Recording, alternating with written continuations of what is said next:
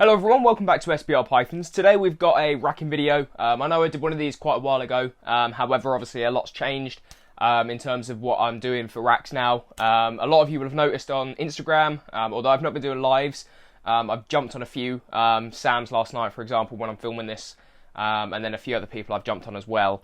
Will have noticed the racks have changed. That's because I finally got round to switching everything over to the Freedom Breeder tubs that LP is now offering, which I think is great from Jesper. First off, just to sort of, it's another sort of branch he's ventured into that gives him not only another business opportunity, but gives us as customers more to choose from, which is just going to be better all round. And from a few people that have got them in the UK so far, it seems to be going down a treat. I know that Tony Hersey's got them, and I visited his collection the other week, and they look phenomenal, especially when you've got like a whole room of them. It really did look amazing. And as you can see, just from my little sort of bedroom here, what I breed in, it looks fantastic. I'm really chuffed with them. We'll talk about everything to do with the racks and my opinions sort of shortly. But what I'm going to do first of all is just roll a bunch of footage that I took breaking down the old racks, which were LP, the Vision tubs, building these up just so you guys can see how I did it very quickly. What I'll do is I'll just leave a timestamp somewhere in this video as well. For those of you that don't really want to just listen to music and watch a time lapse, and you want to hear my opinions, then we'll switch sort of, as I said, put a little timestamp for you guys to go and watch it. But for the guys of you that want to watch the time lapse, I'll let it roll through now.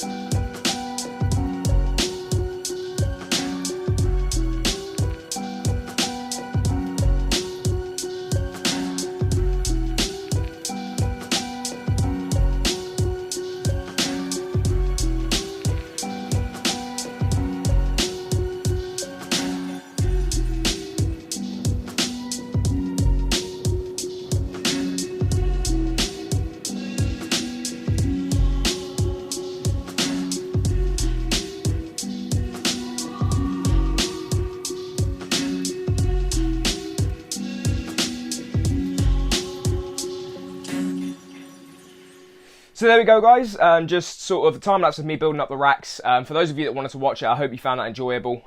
It's kind of cool watching it back, to be fair. just to see sort of the mistakes I made. And we'll talk about that actually. We'll talk about that straight away. Those of you that have built LPs will know or instantly realise that in the FB10 rack I built, I completely did it wrong, because what I didn't do is in their foam bits at the back, which is sort of conductivity and things like that, I think the word is, and for sort of keeping the tubs from sort of moving the mats. It's just a little design, but it's really good. But you're supposed to snip a little square out so that the little bulb bit on the heat mat can flip upside down and fall into it so that the tubs don't get stuck. Because what I was doing was mine were getting stuck on that bulb, and I didn't think about it. And unfortunately, I don't think it was necessarily Jesper's fault. I think they got lost somewhere. I never received instructions, so I didn't think to do that. I've never bought new LP racks before, so it just didn't sort of come to mind. But we got that fixed. But yeah, that was one of the biggest mistakes I made. So just make sure if you do build LP racks, you don't make that mistake. But in terms of why I switched to these racks, is mainly space maximization. So these racks, as you'll see, we'll show you some tubs in a minute. The FB10, sorry, are slightly wider than a Vision 18 tub. However, the FB40s were the big sort of factor in me switching over, because they're about 4 inches less in width than a V70, the same depth and the same length. However, that little sort of width problem, not problem, but that sort of little it's shorter in width, which is perfect for me because I can get a 3 bay instead of a 2 bay in the same space, which gives me a 10 extra female tubs. So that's where I thought my mic had fell off. So that is, for me, probably what was the biggest factor in me switching over. Other factors were the dark tubs, which have proved to be a fantastic choice, which again, we'll talk about in a minute. And the Deli Cups, which again have been a brilliant choice. So once again, that's something we'll go into. But I thought I'd just highlight that error I made in building them just so you guys don't do it. But yeah, space maximization is a big thing for me and why I did switch over to these. Let's talk about the tubs a little bit. We'll start with an FB10 tub. So this is an FB10. As I say, it is wider than a V18. I'm pretty sure it's the same length, and then obviously it's a little bit deeper. I think it's a little bit deeper, don't quote me on that. All the measurements are going to be on the LP website, so obviously I'll leave a link in the description. You guys can go and check out the website. But these have been absolutely fantastic. I'll be completely honest with you guys. I was slightly worried about them being a little bit bigger on the hatchlings. However, I've just, as I'm filming this, just got clutch 4 feeding. And on their first attempt on a defrost rat, 5 to 7 days after their first shed, 5 out of 6 of them have taken a meal in that FB10 straight out of the egg. So clearly the tub size hasn't been a problem for them. I'm just thinking that's because it's the dark tub and they don't really know what size tub they're in. The only way they can tell is that they can't touch the side that easily. But to be honest, at that size, they're probably not that bothered about it. So that's perfect for the FB10. We'll move on to the FB20, which is this tub here, which I don't actually believe Jesper has on his website still. I put in a special request for this because it fits perfectly in my room. So I did end up getting an FB20 rack. This is the same size as a V35 tub. It's just slightly less in depth, sorry. I think the V35 is about 1 inch or 2 inches bigger. And as you'll see, all of these are coming with the inbuilt Deli Cup holders. So for the FB20 and the FB10s, it's 16-ounce Deli Cups. And then for the FB10s, you've got, I've not got one in there, that's a bad example. You've got 8-ounce Deli Cups. And if we go on to the Deli Cups, just before I move on to the adult rack, or the female rack I should say now, Deli Cups have proved to be fantastic for me here as well. I've said many a time that I wanted to switch over for the Deli Cups as well, because we have extremely hard water in Cambridge, where I live, and it would not take very long for the calcium to build up on the ceramic, how do you say it, water bowls, the dog bowls effectively. So I was constantly scrubbing them down with Oost, and it was just proving too much time, especially when I was doing like 30, including the hatchlings, and you had to leave each one for, I think it was 4 or 5 minutes, to sort of soak in. It was a right pain in the arse. Don't get me wrong, it worked, but it really did take up a lot of time, especially on weekends when I was doing it. So switching over to those Deli Cups has been fantastic again. But then finally, as I say, we'll switch over to the last tub, which is the FB40, which is what a lot of the Americans use to breed in. So again, you've got the 16-ounce Deli Cup. It's slightly less in width. I think I said it was about 4 inches. Same in length and then same in depth as the V70. And I'll be honest, these tubs have been absolutely fantastic. So I reckon the black pastel het pied that I've got in here, This girl here is about 2.2 kilos, I want to say, and she fits in there nice and snug. To be fair, she's just sitting up here on the cool end at the minute because it is still fairly warm. But I would say you can easily keep a snake in here up till about 2.5 kilos. Maybe after that you're pushing it a little bit, but we shall see. Obviously I'll experience it as we go through. I've not had any that are near 3 kilo in my time of keeping. The biggest I got was a 2.6 girl, which I did have in here very briefly for about a week. Just about a week, if that, just before I switched her over to a new owner. And she seemed to be fine as well. So I'm not worried about the tub sizes. There is a bigger size, which is the FB70, which, to be fair, when I eventually do get the opportunity to move out, I probably will get at least one 10-tier V70, just for those girls that I do think are a little bit uncomfortable. But for now, this is what we're working with, and I do think it's absolutely perfect. Swiftly moving on to sort of the darkness of the tub and the security that provides the snake. I hope I'm not boring anyone. I am just kind of rattling things through here just because it's more of a video of my opinions on the racks more than anything, and for me they've worked perfectly. So the tubs are obviously not see-through, which means that the snakes are constantly in the dark. Some people would argue they need a daylight cycle. However, having experienced it, I've actually found that the snakes are absolutely thriving on the dark tubs. When it comes to feeding responses, mainly, amazing feeding responses. I wouldn't be able to open nearly any of these tubs at night without getting a snake in my face at night now. So they do still clearly know when it is the night, I would reckon. But obviously, when it comes to feeding, they've got the kettle sort of the centre of the rack going around anyway, and they absolutely smash it. If we talk about 5 animals particularly, unfortunately, there isn't shed. But this girl here, see, she's got her feeding response even now. This girl here is the Fire 100% double het for ultra male pied female. Now this girl is a 2018 female, so next year will be sort of her 3rd year, so she's perfect in sort of breeding. However, she is only about 1 kilo, and she came to me at around 300 grams, so she's only put 700 grams on in 2 years with me. She's been a fussy feeder ever since I got her. And I don't know if it was coincidence or not. I'm going to assume it wasn't because of something else I'll tell you about in a minute. But this girl didn't take a meal since just before January. However, as soon as, I swear to you, as soon as I put her into a dark FB40 tub, she smashed the next time. And she's never missed a meal since. And I've had these tubs now for around about a month, I want to say. And she's had, I think, 5 meals in this tub now. And she'll come flying out for it now. So her feeding response has completely changed, and I don't think it's a fluke because the Pastoral Leopard Blade Post Double Het Clown Pied, the Enchi Calico Het Pied, where was the other one? The normal Post Double Het Ultra Male Pied. All 3 of them hadn't eaten since January or February, and all 3 smashed it on their first meal in the FB40s and haven't missed a meal since. In fact, over my entire collection, as of recording, so I'm recording this on Saturday, I fed the entire collection on Thursday and Friday, adults, males and hatchlings, and only the pied female, who's already 2.2 kilos, so she's ready to breed, so I'm not overly worried about her. The Mystic Het Pied, who is a kilo, is the only girl, or the only snake, that actually missed a meal that I would want to start eating. Everything else ate, apart from one hatchling, which was 200403, which is one of the hatchlings from the last clutch. I wouldn't have expected her to eat anyway. I'm surprised her siblings did. Everything else in the collection absolutely smashed food this week. So I think the dark tubs have really helped on the feeding responses. And I'm hoping that I'm going to have similar results with that of the breeding. This year I bred 9 females. Probably the last opportunity you guys will get to see my board. Hopefully it's in focus. What I should do with this is just take a photo of it, wipe it out and start again as of September as the new season rolls in. But I paired 9 females, of which I got eggs from 4. So I'm hoping that the dark tubs will give them a little bit more security. I'm not saying 4 out of 9 is a bad result, but maybe I could get that up to 6 out of 9, for example, with the dark tubs and the snakes feeling that much more secluded.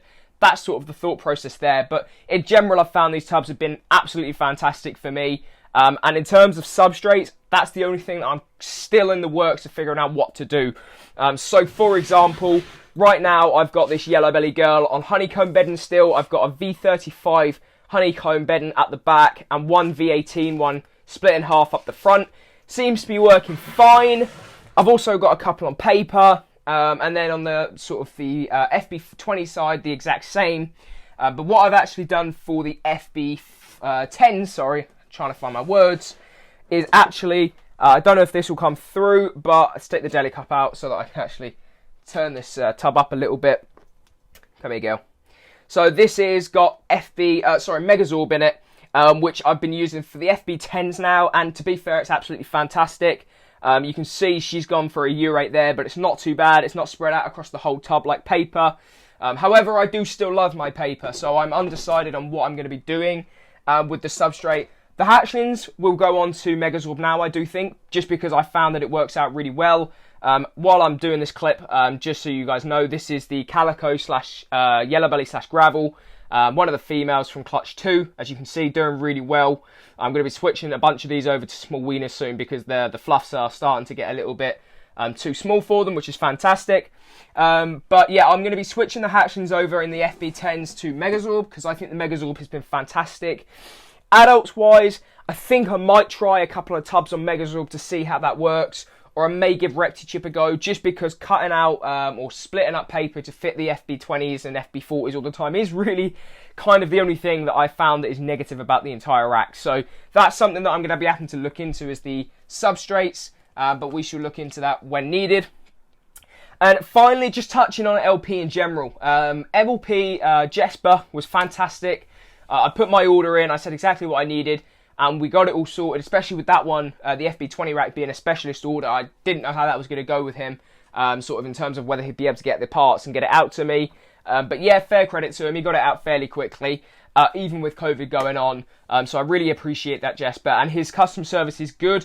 I wouldn't say great, just because obviously where did my instructions go? I don't know if that was your fault, Jesper, or my fault, or what happened there. It definitely wasn't on the pallet.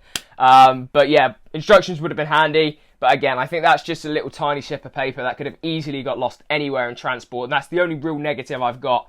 The only other negative I've got with LP, and to be fair, I think this is just me, having spoke to Ross McKee, who's just got an FB40, and Tony Hersey, neither of them have had issues with it. I think it was just me with my space, is the side metal pieces worked perfectly on the single rack. On the multi-racks, where you've got, say, 30 tubs in here, I really struggled to get them on. Now, that might be because, as you saw in that clip of me building the FB40, I was literally stuck behind the rack, so I couldn't really put the side pieces on properly. But yeah, I don't think it's necessarily needed. I think I've got about 8 of those metal beams on the FB40 rack right now, and you can see it's still incredibly sturdy. But that's something I'll look into fixing whenever I do eventually move out. But that was just a general overview on the LP racks. You guys have been asking to see these racks and see how I built them. So you've seen it in a time lapse, and I've given you all sort of my opinions on the racks and pretty much everything I can think of. The main thing I would say is if you are looking for space maximization, definitely think about these racks. My bedroom is very small, and I've got now 10 male tubs, 30 female tubs, and I think it's 54 hatchling tubs. I did buy an extra 9 to go on the top, but they didn't fit. I did my measurements wrong. But yeah, space maximization is absolutely brilliant with these tubs. And I strongly advise the FB40s. For those of you that were wondering, definitely do advise them. I think they're perfect size for females, and obviously I'll keep you guys updated as we go into the 2021 season and we start pairing animals up. How is the new substrates, the choices that I'm going to be making, and how are females on eggs and locks and things like that all going to go, is things I'll keep you updated on. But I hope you guys have enjoyed today's video. I've enjoyed bringing it to you guys. I've really enjoyed these racks, as I say. I don't want to dwell on it too much, but yeah, I definitely am happy with these. And we'll see how they work going into next season. But obviously this season, or the end of this season, they've been really successful for me. So big thumbs up on my end for the tubs and the racks in general. If anyone's got any questions, please feel free to sort of DM me and I'll answer them if I can. I have got experience with LP. That's one of the good things is not only have I been using these ones now for a month or so, but in general I've been using LP now for about a year. So I've got a fair sort of, I would say a fair basis on how LP works, so I can actually answer questions about it. But I hope you guys enjoyed today's video, as I say. Thank you very much for tuning in, and I'll see you on the next video. Cheers, guys.